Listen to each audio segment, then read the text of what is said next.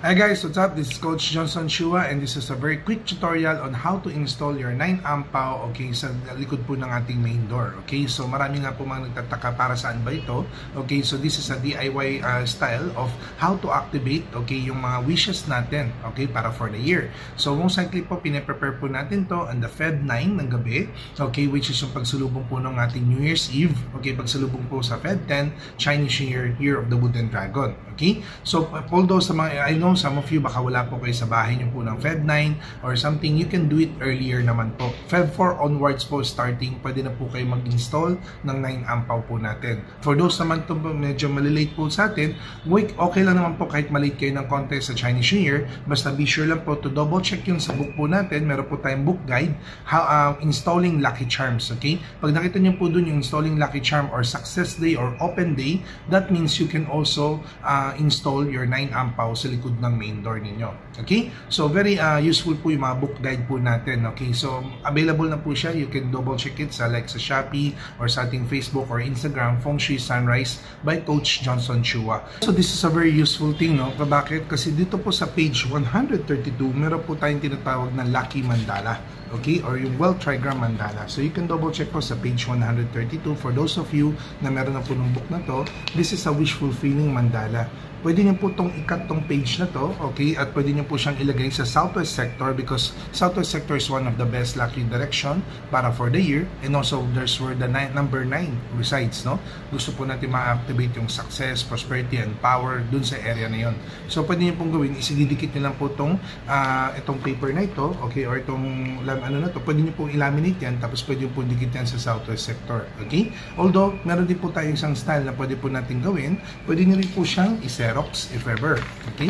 So like this one, pwede niyo po siyang i-Xerox. Sinerox po yung part ng 132. So, pwede niyo po siyang Xerox ng like around 9 pieces, okay? So bakit 9 pieces? Kasi pwede niyo rin po ito ang ilagay niyo po sa mismong ampaw, okay? So pwede niyo pong i-cut ito, yan, pwede niyo po siyang i-cut. Then after that, pwede niyo pong sulatan ng mga wishes ninyo, okay? One wish lang po as much as possible per mandala. So you're gonna have 9 wishes kasi you have 9 mandala, okay? Na pwede niyo pong ilagay sa bawat isang ampaw po natin, okay? So yun po yung ilalagay po natin dito sa ampaw. So be sure lang po na yung ampaw niyo po, you have like yung mga lucky, ano po, no, mga meanings, okay? Like for good luck, prosperity, okay? Iwasan niyo po yung mga double happiness kasi meron iba double happiness for love po yun. Hindi po yun yung ginagamit natin, okay? Although sa prosperity basket, yes, we can use that kasi syempre gusto natin for harmony sa bahay. But here po sa ampaw po natin para sa likod ng door, we're gonna use more on prosperity and good luck. Then after that po, yun po, no? Ang sulat niyo po yung inyong wishes sa likod po ng mandala. As much as possible is maging specific kayo sa mga target wish niyo. Pwede po yung mga wishes niyo po yung nakasulat po is yung mga good health, okay? Or sabihin natin be more specific, no? Healing, okay? Para at mag-improve po ang aking uric acid or aking blood pressure. Or in terms of money naman, pwede mo sabihin na sana po na 20% or 30% up po ang aking sales sa aking negosyo, or dapat po ma-promote ako, or sana makuha ko ang aking rest house, or meron ako vacation house, or meron ako mga gusto kong ma-acquire of like new car or new house. So, the more specific you are, the much more activated yung ating mga wishes, okay? And wag niyo po kayong gagamit ng word na sana, or sana dumating, or hoping dumating, ganon, kasi hindi po tayo nag-wish ng mga parating pa lang. Kine-claim na po natin sila. So maybe you can write is like, thank you, I've had new house, or you just write the word lang ng new house. Parang ganun siya. Okay? So yun po yung mga ilang things na pwede nyo pong the way, paano nyo po isusulat yun sa inyong mga mandala.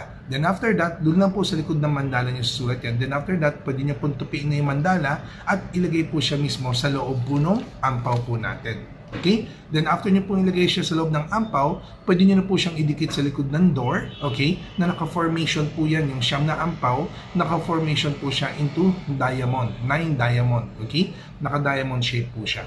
Alright? Kailan po dapat natin itong install? The best po is dapat install po natin siya Feb 4 onwards kasi pagpasok po ng spring season po ng Wooden Dragon. Okay? Although yung alam po natin wala pa po yung Wooden Dragon, nasa rabbit pa po kasi pag Feb 10 pa po ang Chinese New Year, pero kung tutusin po sa pagsalubong Feb 4 onwards, pwede na po kasi tayo mag-install ng mga Lucky Charms natin. Tulad ng mga tinuro ko po yung sa ating sa YouTube din po natin, yung mga plaques. Okay? Yung complete plaque, kung paano po siya ipoposition. For those of you hindi pa po alam alam yung tungkol sa video, okay, try to watch that video. Makikita niyo po yun sa ating YouTube channel, okay, Coach Johnson Chua, yung complete plug set on how to install them in your house or in your office, okay? Then also after that, pag na ano po, halimbawa po para sa inyo po mga hindi po aabot sa Feb 4 or sa Feb 10 or sa Feb 9 ng ating Chinese New Year, you can also install your Ampao anytime. Basta titignan niyo lang po yun sa ating mga lucky book.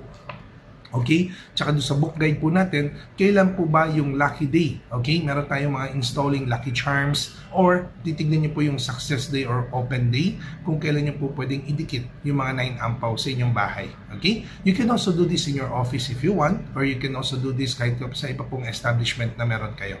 Right? So thank you guys. This is a very quick tutorial lang na I hope that everyone become more lucky, more prosperous, and maraming blessing na dumating sa ating lahat itong panahon ng Wooden Dragon. So wish you more luck, more prosperity, and good health again, okay, from Coach Johnson Chua. Thank you po, and don't forget po to follow me in my social media account.